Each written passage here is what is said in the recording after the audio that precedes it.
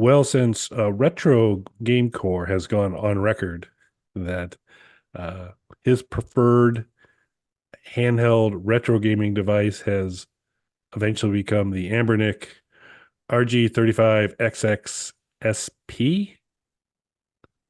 Wait, let's try that again. RG35XX. RG RG35. Yeah, you had That's it. right. I got it. I think Yeah. it's hard. I wanted to put the XX's It's in the such a middle. terrible name. You're questioning Yeah. yourself when you get it right. Yeah. Yeah, I wanted to put the 35 at the end. I don't know what's going on there. Aneurysm, I guess, but I'm better now. Uh is become his preferred one. And so well, he's weighing in. I think Mike and I need to weigh in as well. So that's what we're gonna do tonight. We now spoiler alert for those of you new to the channel or not steeped in all the previous episodes. Mike's track record with Anbernic products is poor, shall we say. Yes. So you're 0 for 0 for 2. 0 for 2 in terms of Two platforms. different models as well. Yeah. And longest playtime you got was, I think, about, you got like an hour out of one, didn't you? About that, yeah. The second one that I got seemed like it was playing, and then we were done. Yep. As soon as I switched over to, so I initially started playing like Game Boy and NES stuff, and that was playing fine. I was playing for a little bit, great. So I figured I'd try PlayStation. So I put Castlevania on, and immediately it started glitching. So I thought it was just that game. It was a bad ROM, something along those lines. Not a big deal. From that point forward, every game started glitching, and eventually the screen just went. I'm not blaming Castlevania. Obviously, I just hit the failure point Yep. of it. And in this video, to be fair, he does mention the failure rate, which I guess Anbernic has addressed now, acknowledging that some of these do fail. He says that it's negligible because of the price point of Anbernic, and I understand that argument. And Anbernic's argument is that out of the huge number of these units at the various models that they've sold, only a small percentage have failed. I got two of them though, so I feel like something's off in the math there. Yeah. But Kelly's had great experience with them. Yeah, So yeah. I've yet to get a clunker on it. I've got my 35XX and it's got a bunch of Amiga stuff on it, and it's running great. Set one up for a friend. Didn't have a problem with it at all. So both have gone really well there. Um, the price point that Mike mentioned, it's another thing that's kind of interesting on this one, and I think it is what uh, as he talked about, kind of how he ended up kind of starting to favor this one. Price point was a factor in there in terms of capabilities for it. And it is kind of, if you go to Amazon and want it in 2 days, you're probably looking at around $90, maybe sometimes in the 80s, but around 90. If you go to AliExpress, you can typically get in below 60. Not much below 60 usually, but you can get it in for under 60. So it is highly affordable from there, the 35XXSP. It's clamshell, um, trigger buttons on the back of it, kind of almost a square device. I've got to assume, I meant to check it before we came in here, but I think a larger screen than the standard Anbernic 35XX. So I think the screen's a little bit bigger. The layout looks pretty good to me in terms of buttons and the D-pad and all that kind of stuff. And he talked a lot too about kind of an operating system lay across the top that really improved it too. So this is definitely another skip it, list it, buy it show for us.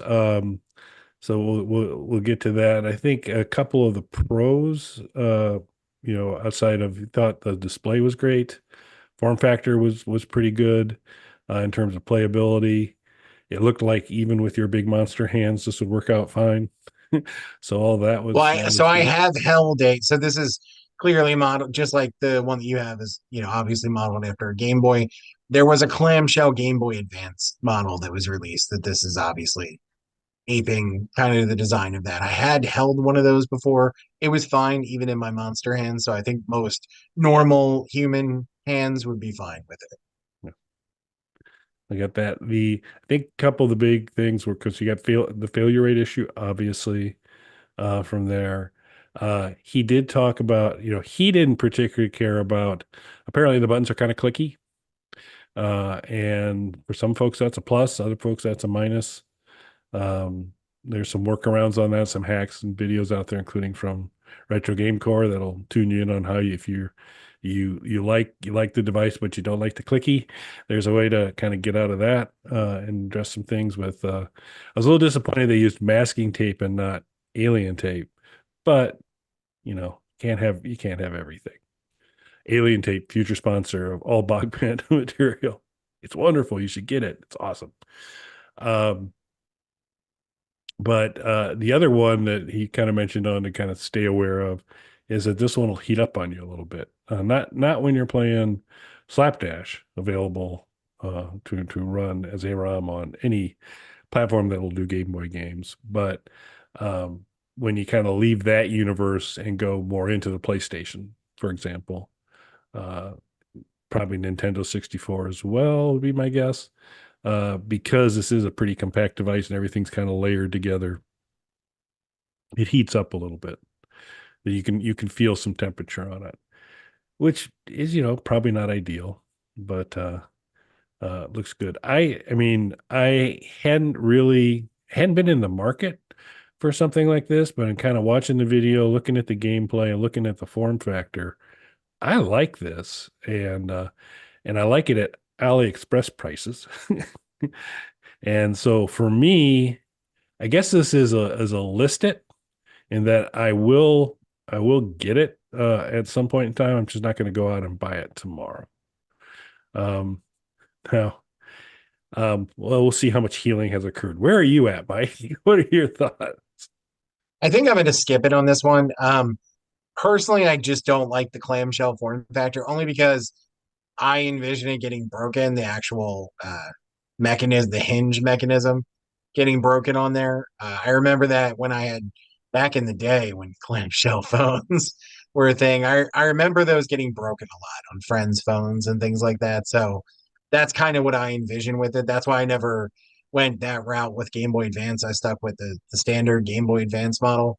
I am open to trying an Anbernic product again in the future. Right now, because I love props, I have my Game Boy Color right here in atomic purple, so that's getting the job done for now. And I'm actually in the market for another Game Boy. If you guys go back and watch our previous video, I bought two Game Boys. I only have one now, so I still need that second Game Boy. I think I'm going to go with an FPGA Game Boy though, not an original one. So that'll be a future episode.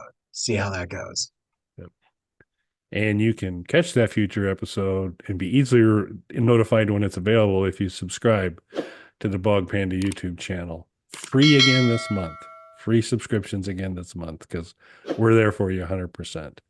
And in addition, we're making our daily podcast, Hard No, the world's shortest podcast, also available for, yes, free. So they're both free for you there. If you want to if you want to do something that's not free, you can go to our merch store. Those you got to pay for, but well worth the money. Our video games are free though, so That's true. So yeah, whether it's online play, or downloading the ROM for Slapdash, or if you want to copy Mike's basic code from his C64 game, all of that's available to you on the there's site. there's two of those. Yeah, well, I posted one.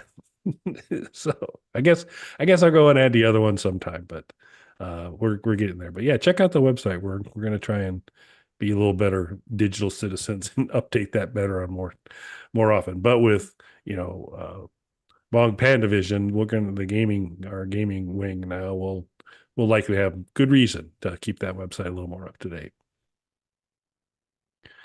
Okay, so you're a skip it. I'm a list it. Let us know in the comments where you folks are at.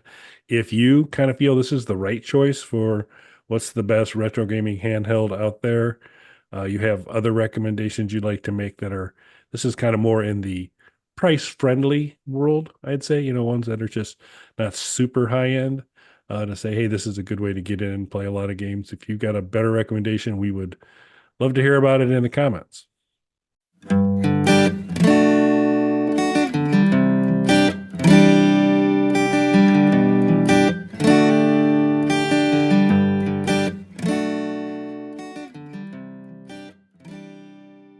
Bog Panda.